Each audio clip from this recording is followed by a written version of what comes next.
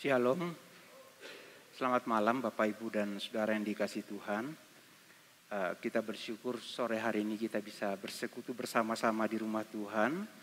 Kita memuji Tuhan dan saatnya kita akan mendengarkan firman Tuhan.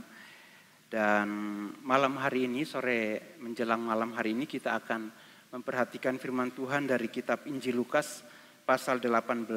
Kita akan membaca ayat yang pertama sampai ayat yang ke-8. Injil Lukas pasal 18 ayat yang pertama sampai ayat yang ke-8. Untuk menghormati pembacaan firman Tuhan, saya mengundang Bapak, Ibu, dan Saudara untuk bangkit berdiri.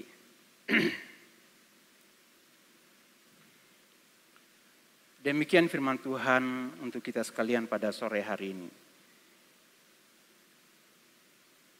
Lukas 18 ayat yang pertama sampai ayat yang ke-8. Yesus mengatakan suatu perumpamaan kepada mereka untuk menegaskan bahwa mereka harus berdoa dengan tidak jemu-jemu. Katanya, dalam sebuah kota ada seorang hakim yang tidak takut akan Allah dan tidak menghormati seorang pun. Di kota itu ada seorang janda yang selalu datang kepada hakim itu dan berkata, "Belalah aku terhadap lawanku." Beberapa waktu lamanya hakim itu menolak. Tetapi kemudian ia berkata dalam hatinya, "Walaupun aku tidak takut akan Allah dan tidak menghormati seorang pun, namun karena janda ini menyusahkan aku, baiklah aku membenarkan dia, supaya jangan terus saja ia datang dan akhirnya menyerang aku."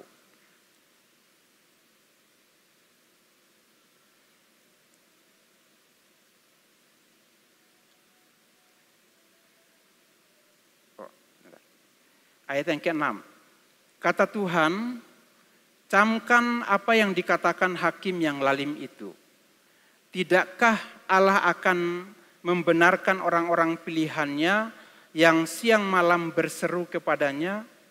Dan adakah ia mengulur-ngulur waktu sebelum menolong mereka?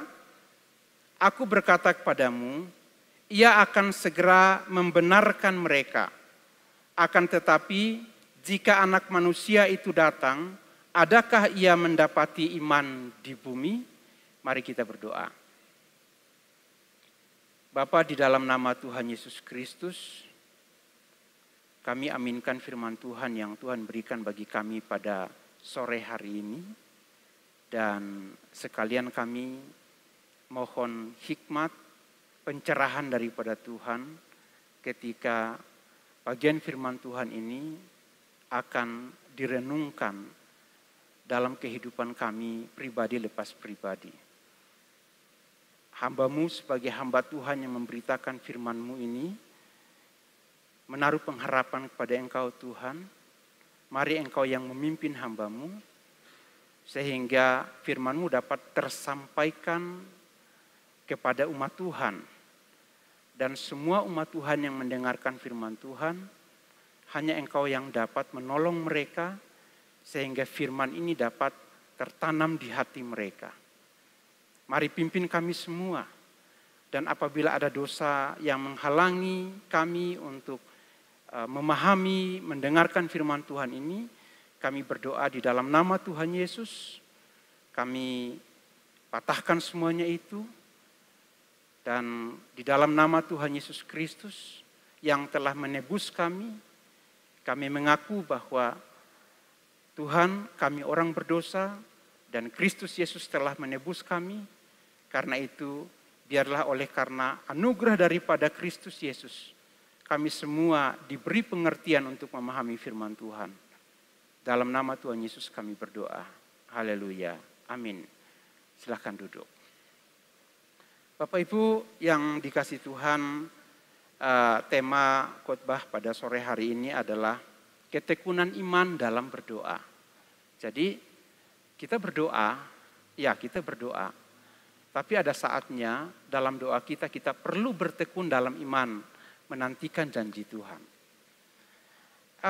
Seorang tokoh gereja ini adalah tokoh pertumbuhan gereja, namanya Peter Wagner. Dia mengatakan begini, seorang pemimpin gereja atau pemimpin Kristen, dia dapat memimpin dengan berdoa ataupun tanpa berdoa.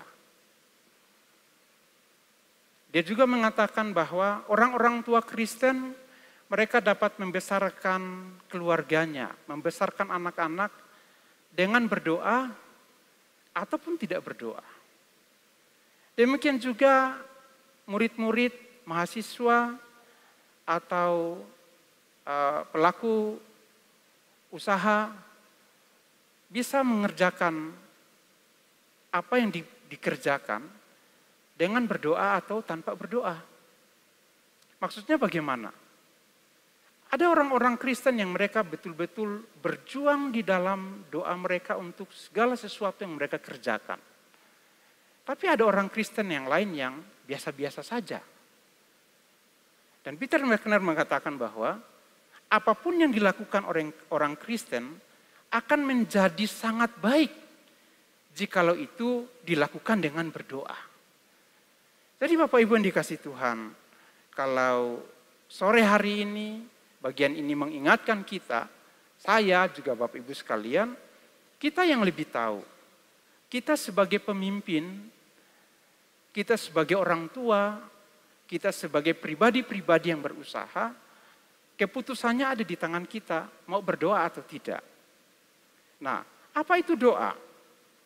Doa itu adalah saat di mana ada interaksi keakraban antara orang percaya dengan Allah melalui perkataan, nyanyian atau suara hati.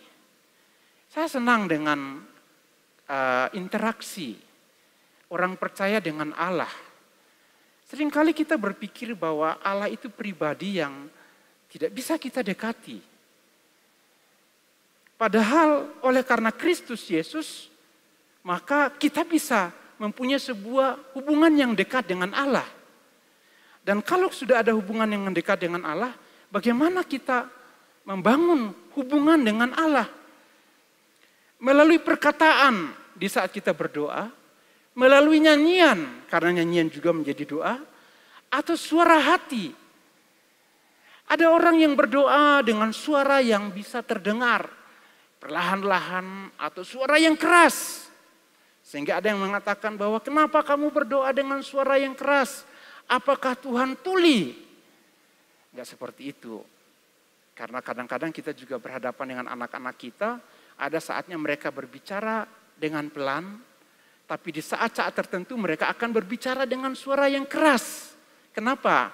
Tergantung situasinya. Kalau sesuatu yang memang betul-betul itu emergensi dan itu perlu segera ada tindakan, maka dia akan berteriak, "Bapak, tolong." Kadang kita seperti itu.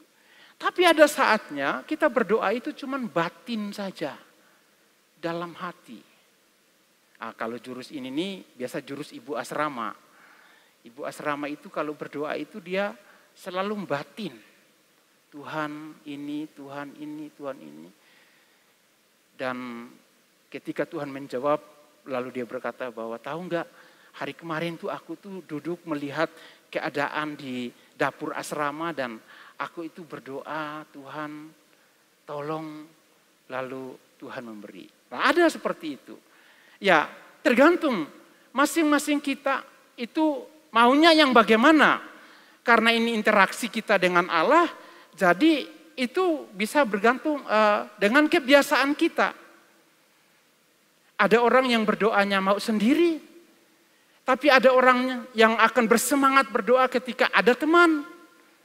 Tidak jadi masalah. Yang penting di sini adalah ada sebuah hubungan antara diri Anda dengan Tuhan. Nah, berbicara tentang doa, Bapak, Ibu, dan Saudara, kita perlu lihat bahwa doa ini bukan sekedar kata-kata saja yang keluar. Tidak asal ngomong. Tapi doa itu didasarkan dengan keyakinan kita kepada Allah bahwa setiap kata-kata yang aku keluarkan, Tuhan itu mendengar. Dan kata-kata doaku itu tidak ada yang sia-sia. Tuhan mendengar itu. Dan bagi orang-orang yang ada dalam sebuah pergumulan, sehingga ia masuk dalam sebuah hubungan yang intim dengan Tuhan dalam doa. Ada saatnya Tuhan berbicara kepada dia. Bisa orang itu mendengar suara Tuhan secara langsung. Ada teolog yang mengatakan bahwa zaman sekarang Tuhan tidak berbicara. Oh, mungkin Tuhannya sudah mati. Karena kita Tuhan hidup. Dia Tuhan di antara semua generasi.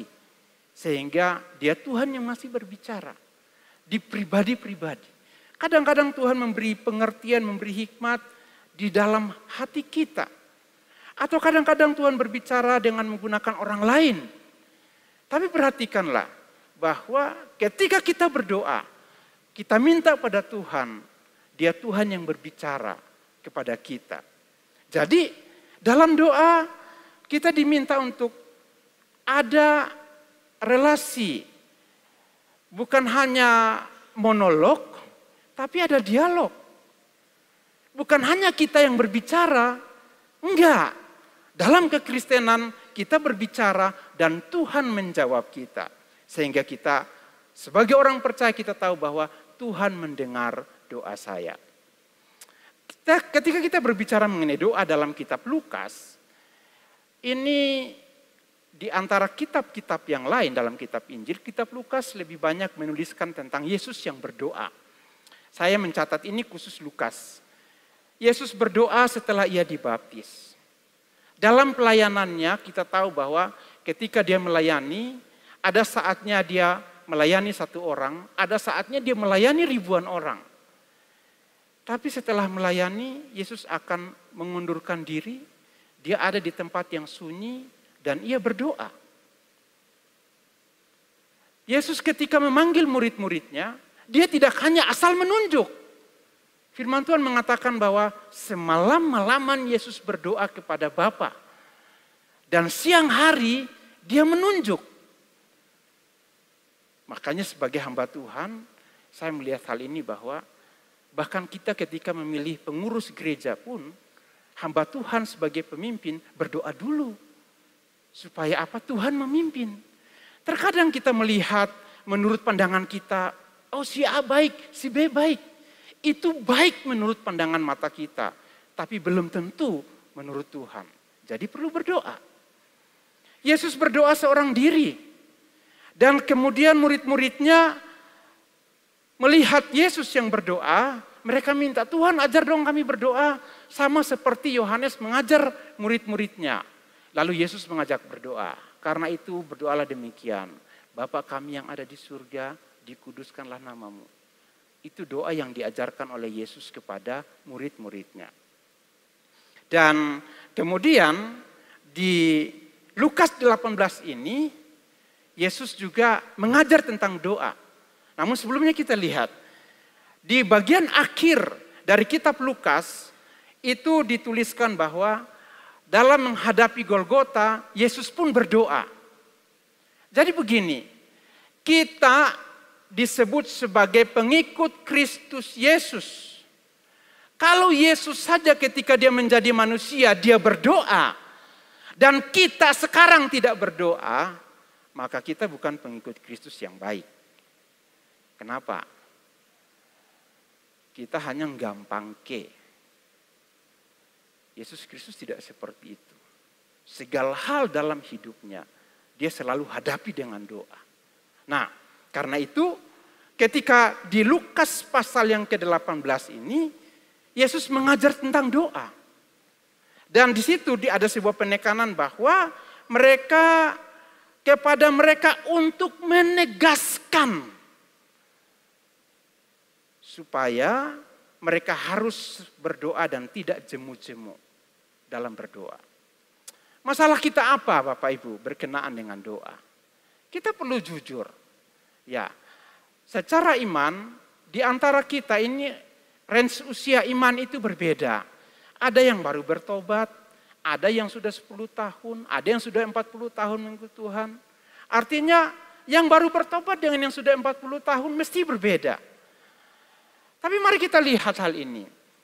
Masalah kita dengan doa, yang pertama kita tidak tahu berdoa. Kalau tidak tahu berdoa, minta orang yang bisa berdoa, ngajarin kita berdoa. Sebagai seorang perintis gereja, ketika merintis di tempat-tempat di mana orang-orang baru mengenal kekristenan, masalah terberat itu adalah mengajar berdoa, mengajar menyanyi, mengajar membuka Alkitab. Lah apalagi orang-orangnya buta huruf, susah. Jadi mengajar menyanyi, kita harus menyanyi satu bagian, satu baris. Lalu mereka akan ikut. Kita teruskan, mereka akan ikut. Itu caranya. Lalu berdoa bagaimana? Karena mama-mama itu, bapak-bapak itu tidak bisa membaca. Jadi kita mengucapkan satu kalimat, lalu dia akan ikut. Memang ada yang tidak tahu berdoa. Jadi mereka perlu diajar. Ada yang tidak berdoa. Bukan tidak tahu berdoa. Tahu berdoa, tapi tidak mau berdoa. Ada juga yang berdoa, tapi salah berdoa. Karena yang dia minta itu untuk memuaskan hawa nafsunya. Tapi kita juga melihat bahwa ada yang berdoa, tapi tidak punya iman dalam berdoa. Artinya apa? Wis ngomong tok. Tapi di dalam dirinya tidak yakin bahwa apa yang diucapkannya itu didengar Tuhan. Ada yang berdoa, tapi ada masalah dalam dirinya. Ada dosa di dalam dirinya. Sehingga doanya terhalang oleh dosanya. Ada yang berdoa, tapi doa itu hanya rutinitas. Sebagai seorang beragama, aku di sekolah berdoa, ya rutinitas. Di sekolah. Di gereja berdoa, diajak berdoa, ya berdoa. Siapa yang berdoa? Ya pemimpin yang berdoa. Kalau diri sendiri, aku ikut saja. Ya itu hanya rutinitas. Tapi perhatikan yang terakhir. Ada yang berdoa, tapi mereka mudah putus asa. Berdoa untuk sesuatu hal yang menjadi pergumulan hidupnya. Dia berdoa, tapi hatinya itu mudah kecewa, mudah putus asa. Makanya jangan heran Bapak Ibu kalau kita masih menemukan sampai saat ini bahwa ada orang-orang yang mudah kecewa dengan Tuhan. Ya, mereka perlu untuk memperhatikan Lukas pasal 18 ini. Jadi Bapak Ibu, kalau kita melihat apa yang terjadi dengan masalah doa ini, maka sore hari ini, kalau di antara Bapak Ibu ada yang ada di poin 1 poin 2 semuanya itu, maka jawabannya untuk Bapak Ibu adalah sore ini bertobat. Harus bertobat. Yang berdoa, asal berdoa saja, ya bertobat. Ya harus bertobat. Kenapa? Karena itu sesuatu hal yang salah. Bertobat supaya kembali pada jalan yang benar. Mari kita lihat Lukas pasal 18 ayat yang pertama. Tuhan Yesus mengajar dengan perumpamaan. Ia mengatakan suatu perumpamaan kepada mereka untuk menegaskan bahwa mereka harus selalu berdoa dengan tidak jemu-jemu. Perumpamaan adalah cerita singkat yang mengandung pelajaran moral atau kebenaran spiritual.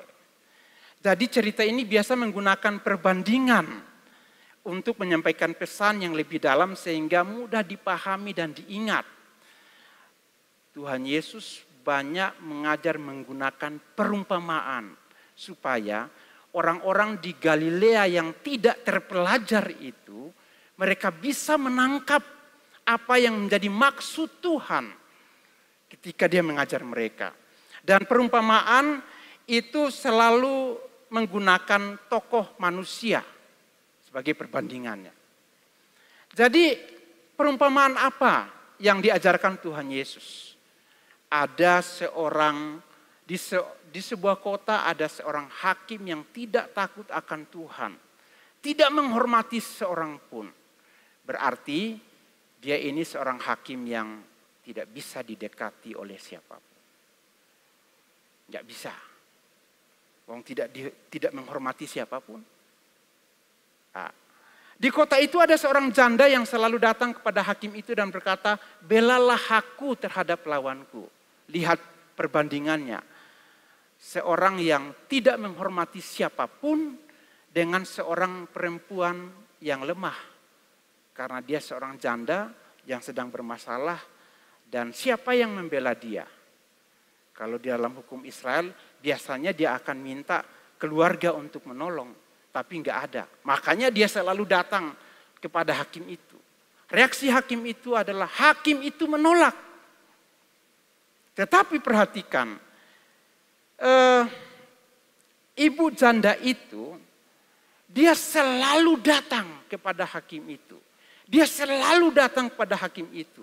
Sampai hakim itu berkata bahwa, walaupun aku tidak takut akan Allah dan tidak menghormati seorang pun, namun karena ibu janda ini menyusahkan aku, baiklah aku membenarkan dia supaya jangan terus ia datang dan akhirnya menyerang aku.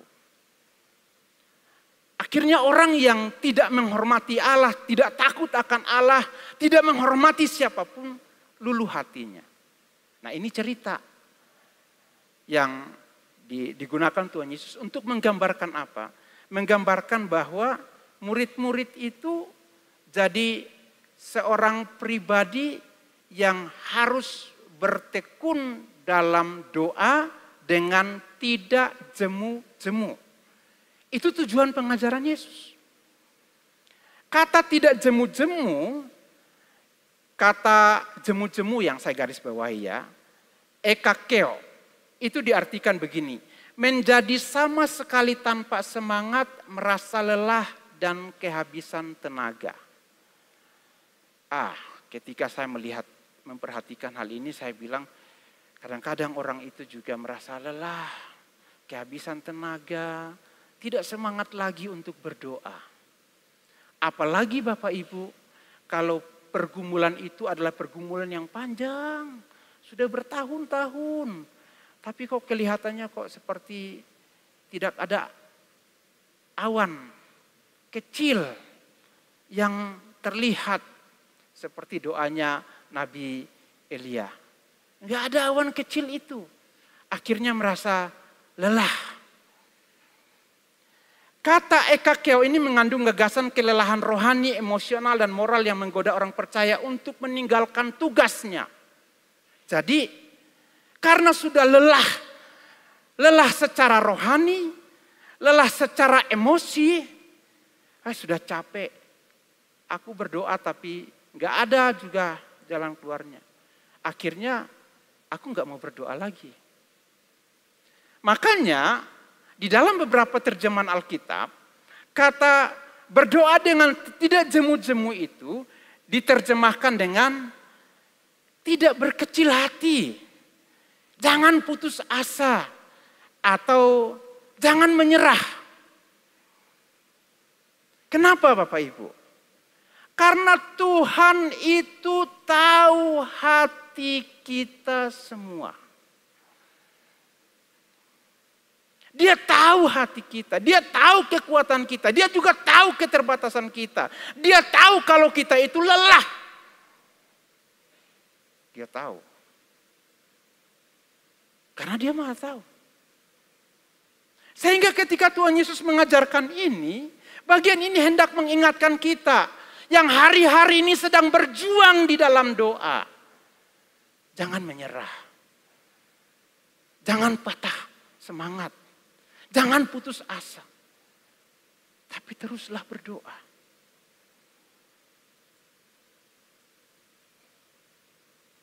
Karena dia Tuhan yang mendengar doa.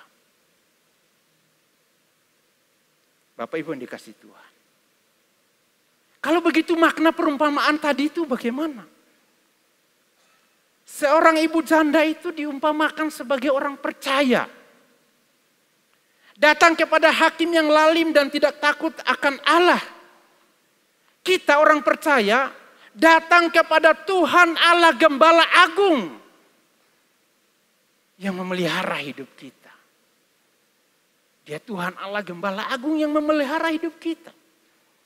Ibu janda selalu datang kepada hakim itu untuk memperjuangkan haknya. Bagaimana orang percaya Bapak Ibu? Orang percaya menjadi putus asa dengan hidupnya sehingga tidak datang kepada Allah. Seharusnya kan seperti ibu janda. Walaupun dia merasa aku lemah, ya aku lemah, benar aku lemah. Tapi kelemahanku itu tidak mematahkan semangatku untuk memperjuangkan hakku. Lah orang percaya bagaimana? Orang percaya datang kepada Allah pencipta dan pemelihara hidup. Tapi perhatikan, orang percaya bisa putus asa. Kemudian hakim yang lalim dan tidak takut akan Allah itu melihat perjuangan ibu janda itu, lalu dia membenarkan. Sekarang bagaimana orang percaya? Ketika saya membaca, Allah akan segera membenarkan orang-orang pilihannya yang siang malam berseru padanya. Saya membayangkan bagaimana urusan di kepolisian, urusan di pengadilan, siapa yang benar, siapa yang salah. Ketika menggunakan kata Allah akan membenarkan, kadang itu Bapak Ibu, yang membuat orang itu jadi lelah dan tidak sampai datang ke hadirat Tuhan, itu karena ada dosa yang masih ganjal di dalam dirinya. Masih ada sesuatu yang ganjal dalam dirinya. Salah seorang anak kami yang pernah kami layani.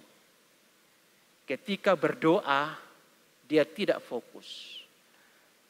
Biston berdoa, dia menyanyi, mulutnya mengeluarkan kata-kata pujian, tapi hatinya tidak ada di situ. Hatinya selalu ada gejolak.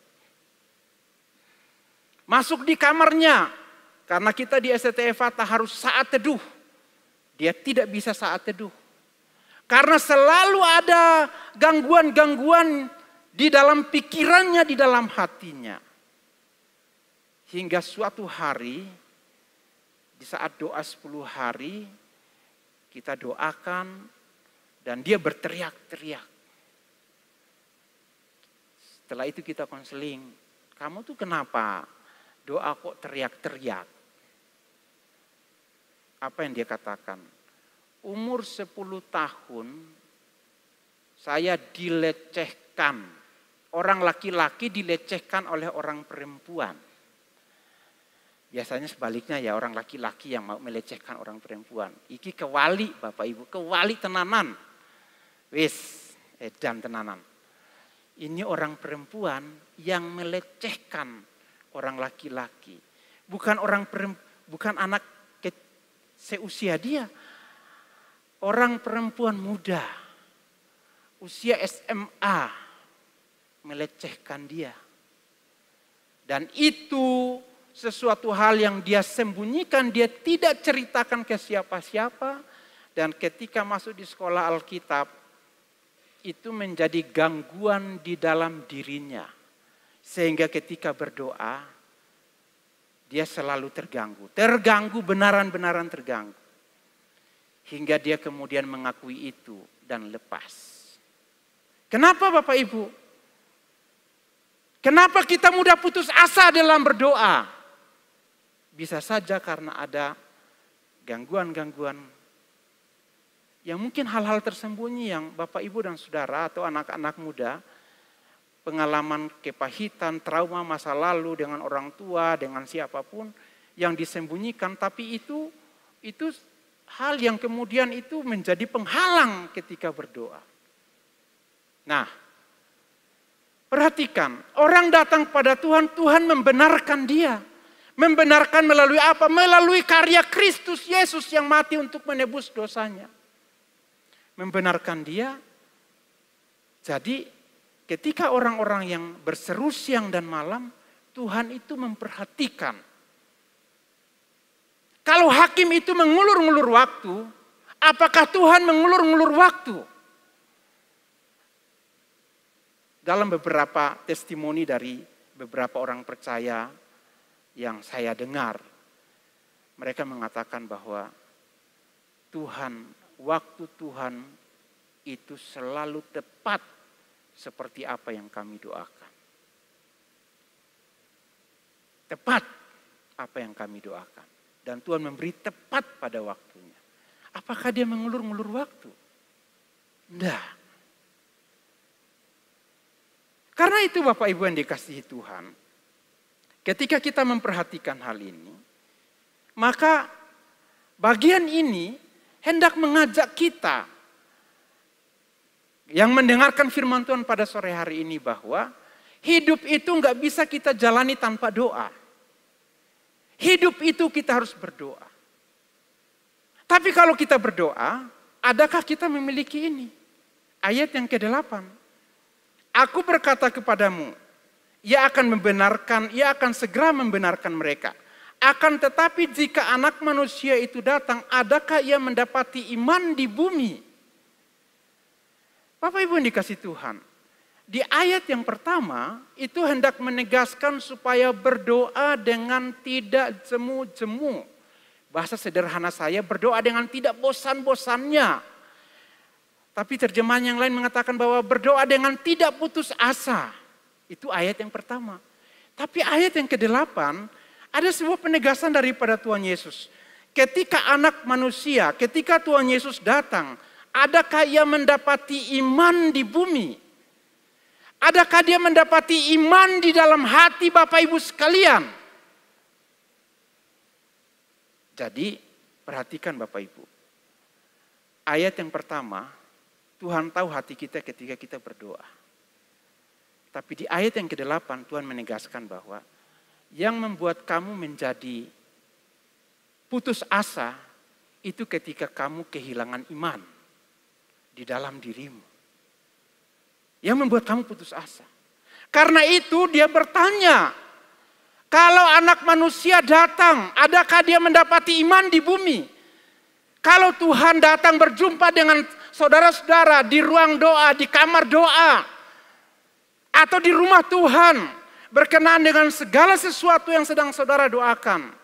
Pertanyaannya adalah, adakah iman di hatimu untuk apa yang sedang kamu doakan? Kadang-kadang kita bisa merasakan bahwa ada orang yang berdoa, ya mau didoakan mau. Tapi percaya, ya aku ragu-ragu. Tidak seperti itu. Yang Tuhan mau, kita berdoa dan kita harus percaya dengan sungguh-sungguh. Karena masalah ini, perhatikan ketekunan iman kita. Tahu nggak Bapak Ibu? Saya menggumuli mengenai apa yang menjadi pergumulan hidup kita, itu dapat merusak mental kita. Nah, dapat merusak mental kita. Ketika mental kita mulai rusak, kita kehilangan daya juang. Ada orang bertanya begini, ada orang berbicara begini, gereja itu tidak peduli dengan kesehatan mental. Terus saya pikir kesehatan mental itu seperti apa? Karena saya secara pribadi tahu kesehatan, kalau fisik, saya tahu, saya bisa peka. Kalau dengan fisik saya, kalau sedang ada masalah. Tapi kalau mental bagaimana?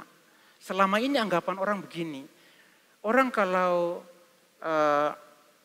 mengalami gangguan mental, itu kan kena skizofrenia dan yang seperti itu, yang berat-berat. Atau mungkin itu masuk dalam gangguan psikotik dan non-psikotik itu sudah sampai stres, sampai depresi. Dan kalau aku cuma cemas-cemas biasa saja, aku aman. Tapi dalam kesehatan mental, dari literasi yang saya baca nggak seperti itu.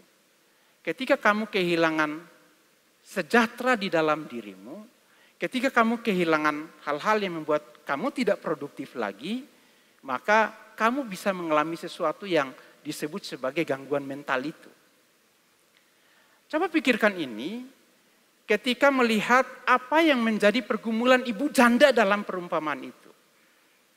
Kalau dia ibu janda yang kemudian merasa bahwa saya seorang yang lemah, saya tidak mampu menghadapi hakim itu. Kemudian dia mulai menangisi dirinya. Suasana hatinya merasa bahwa aku tidak mampu, aku tidak mampu. Artinya dia menyerah. Menyerah dengan apa? Menyerah dengan hidupnya. Dia tidak bisa berjuangan lagi. Dia juga bisa menarik diri. Kalau ini menarik diri dari aktivitas sosial, oke. Orang yang mengalami gangguan mental, mereka maunya menyendiri. Tapi tidak semua orang itu yang menyendiri itu mengalami gangguan mental, enggak. Ada orang-orang tertentu yang memang kemudian dia menjauh dari lingkungannya. Bukan karena sedang ada dalam sebuah doa dan persekutuan dengan Tuhan, tapi tiba-tiba ada sesuatu yang mungkin membuat dia takut dan seterusnya. Kemudian kita bisa melihat bahwa kalau orang mengalami gangguan mental, ada perubahan pola tidur, nafsu makan, penurunan energi, sulit berkonsentrasi, pikiran yang menyakiti diri sendiri, nyeri fisik atau sesuatu yang tidak dapat dijelaskan, mungkin yang dimaksud psikosomatis. Tapi perhatikan di sini, ada perasaan putus asa.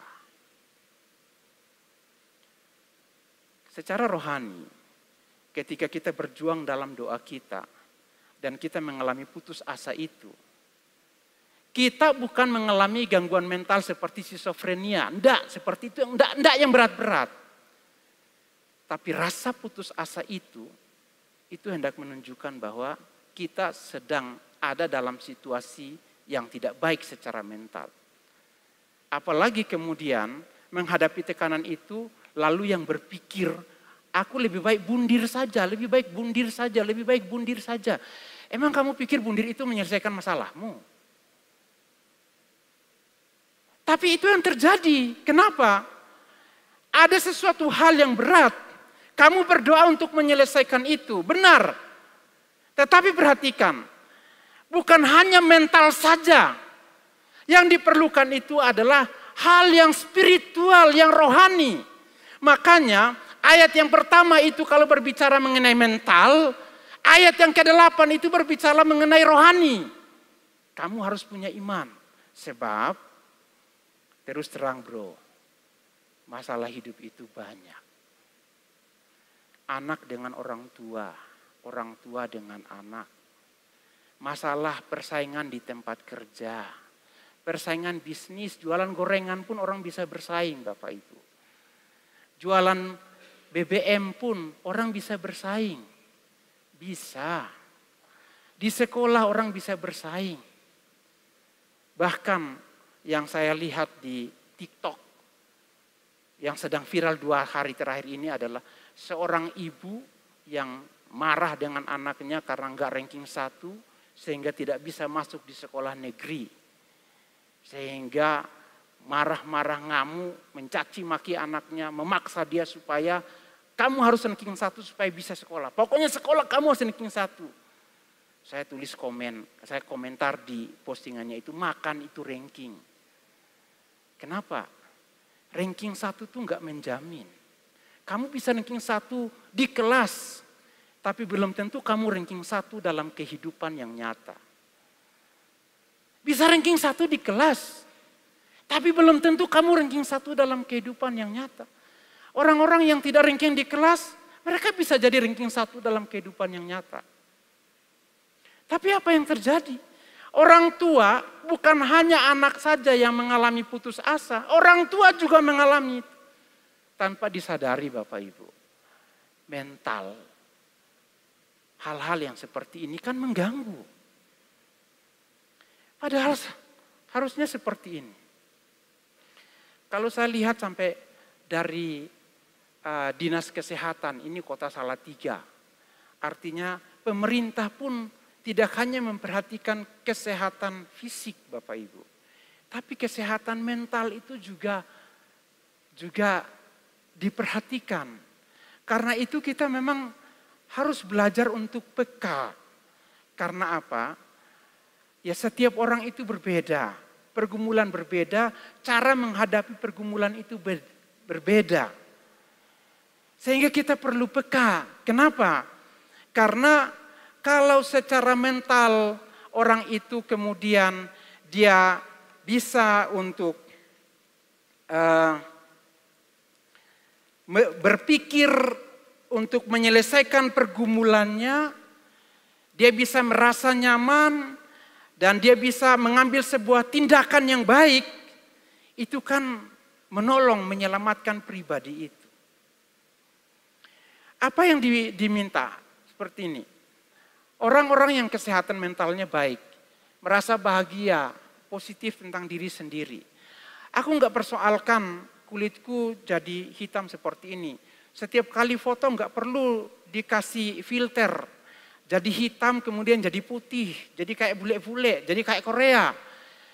Oke lah, mungkin di postingan Facebook orang bilang, wow ganteng sekali. Tapi setelah bertemu dengan pribadi yang nyata, orang bilang, wong kok elek.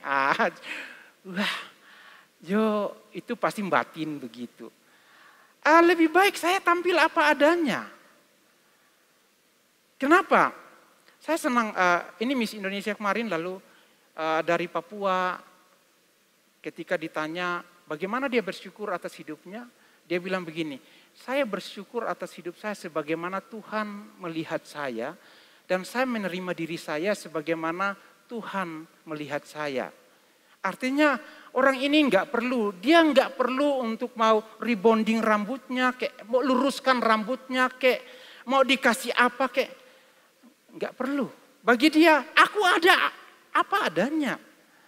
Ya mungkin untuk mempercantik diri beberapa orang akan pakai skincare. Skincare ya benar ya. Kalau kamu punya uang. Tapi kalau kamu nggak punya uang, jangan menyiksa dirimu, apalagi menyalahkan orang tuamu yang tidak mampu membeli itu.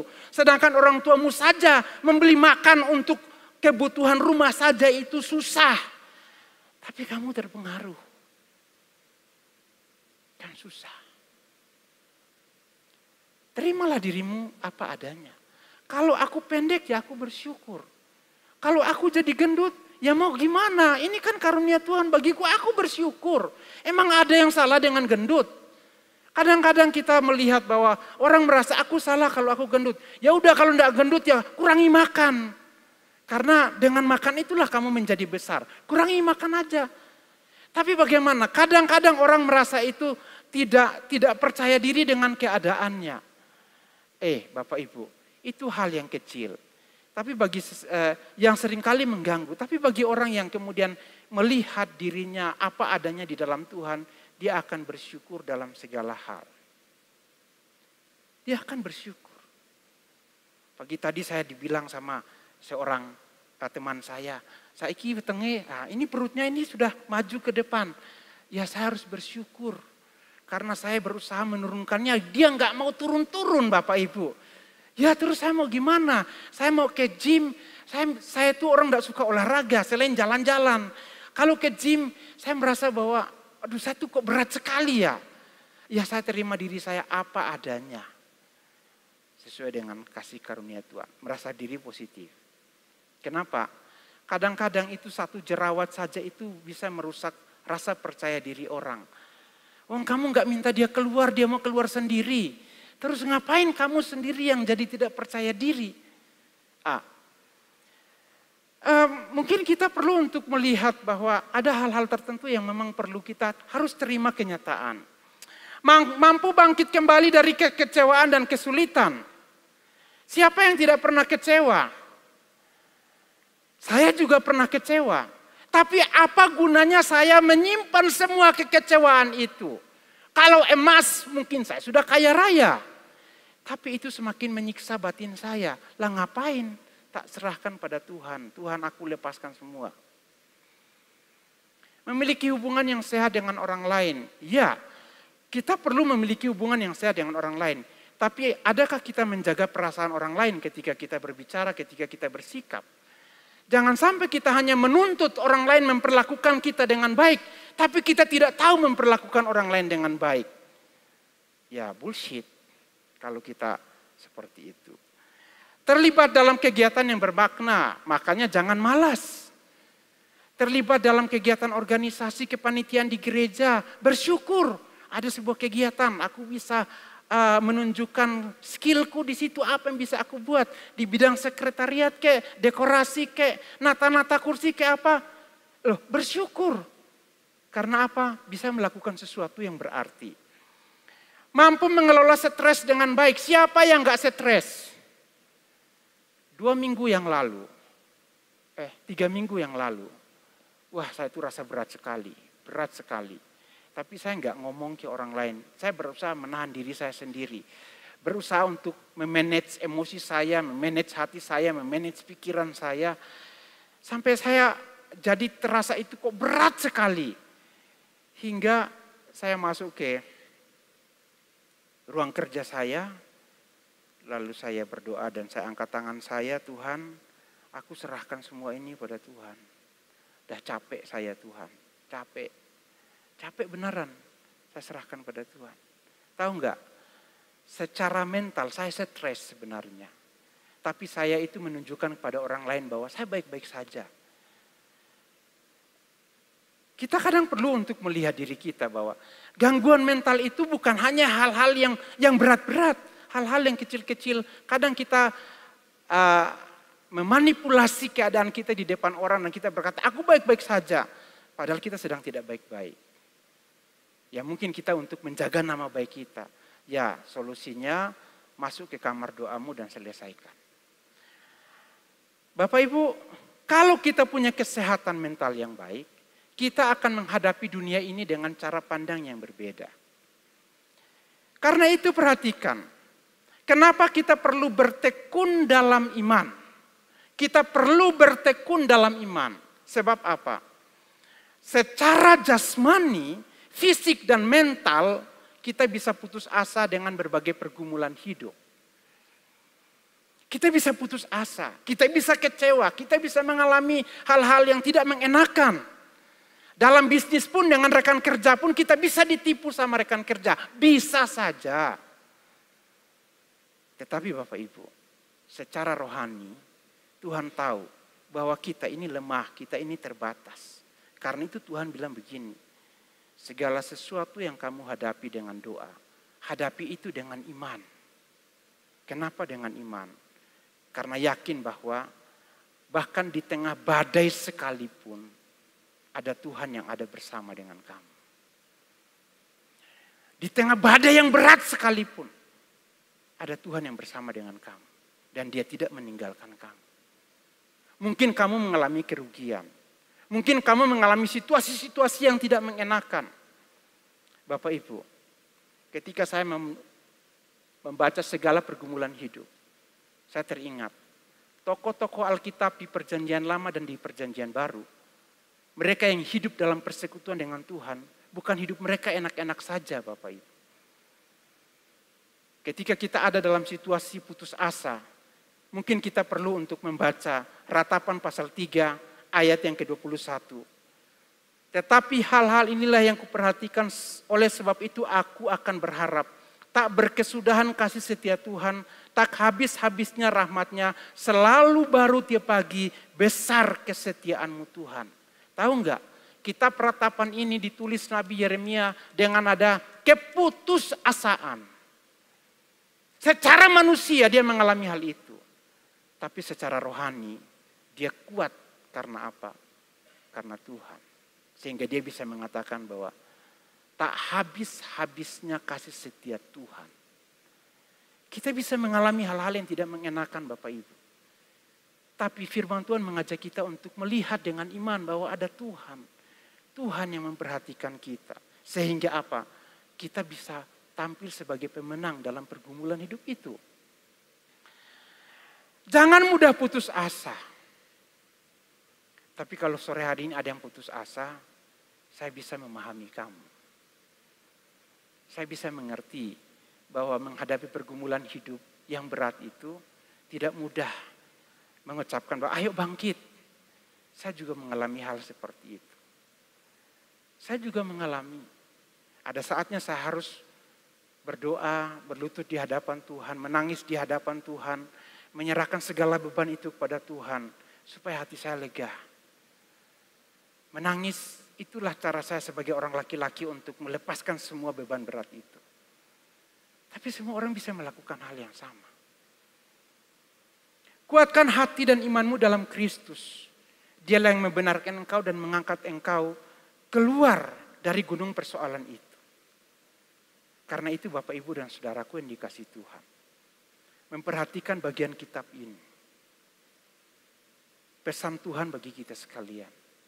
Dalam keadaan apapun hidupmu pada hari ini, tetaplah bertekun dalam iman. Dan tetaplah berdoa dalam iman di semua pergumulan hidup itu. Tetap bertekun dan tetap berdoa.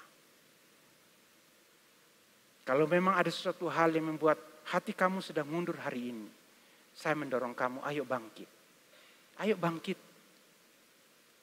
Tuhan melihatmu, Tuhan mendengarmu, dan Dia tidak akan mengulur-ngulur waktu untuk menolongmu.